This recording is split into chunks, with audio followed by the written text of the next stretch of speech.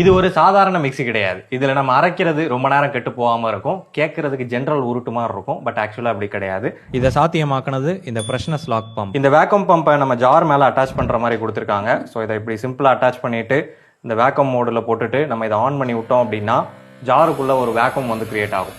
So இப்போ பார்த்தீங்கன்னா vacuum உள்ள சீல் ஆயிடுச்சு. இதுக்கப்புறமா நம்ம அரைக்கும் போது உள்ள இருக்கக்கூடிய உணவுப் பொருள் வந்து கெட்டு போகாது. அதுக்கு ரீசன் என்னன்னா, இந்த உணவுப் பொருட்கள் சீக்கிரமே கெட்டு போகிறதுக்கு முக்கியமான காரணம் ஆக்சிடேஷன். நம்ம நார்மலா அரைக்கும் போது அந்த பிளேடு அதிவேகத்துல சுத்துறதுனால அந்த துகள்களுக்கு இடையில காற்று போய் உட்காந்துக்கும். அதனாலதான் ஆக்சிடேஷன் காரணமா சீக்கிரமே அந்த உணவுப் பொருள் கெட்டு போகுது. இதை தடுக்கிறதுக்காக உள்ள நம்ம காற்றை கம்மி பண்ணிட்டோம் அப்படின்னா ஆக்சிஜனும் குறைஞ்சிரும், ஆக்சிடேஷன் அடைகிறதையும் கம்மி பண்ண முடியும். இது உருவாக்கக்கூடிய வேக்கம் வந்து பாத்தீங்கன்னா ரொம்பவே பவர்ஃபுல்லானது. -70 கிலோ பாஸ்கல்ஸ் அளவுக்கான பிரஷரை வந்து உருவாக்குது. இது மவுண்ட் எவரெஸ்ட் பேஸ் கேம்போட அட்மாஸ்பரிக் பிரஷர். இந்த ஜாரையே வந்து வேக்கம் தான் பிடிச்சிட்டு இருக்கு. நான் பட்டனை பிரஸ் பண்ணேன் அப்படின்னா ரிலீஸ் ஆயிரும். இந்த மாதிரி ஹை பிரஷர் வேக்கம்னால எதுவும் பாதிப்பு இல்லையா அப்படின்னு சொல்லி கேட்டீங்கன்னா சேஃப்டி கொடுத்துருக்காங்க. கிரைண்டிங்கும் வேக்கமும் வந்து அட் டைம்ல ஆன் ஆகாது.